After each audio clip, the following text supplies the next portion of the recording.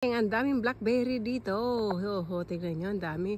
Pinapahinog ko na lang yan guys at kakainin ko na. Malapit na ang mahinog. May nagpupula-pula na doon. Pag naitim na siya guys, hinog na. Ito, tulad nito. Meron akong napitas.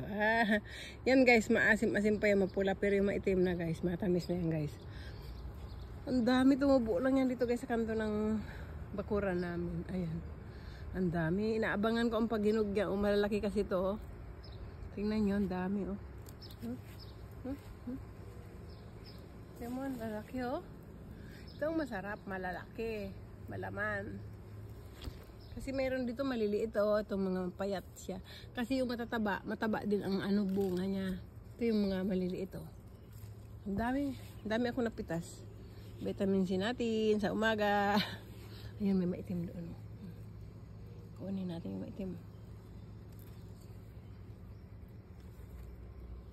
Yan lang guys, ang ating video for today. Maraming blackberry dito sa bakuran ng gilid ng bahay. Ang dahon niya pala guys, parang rose.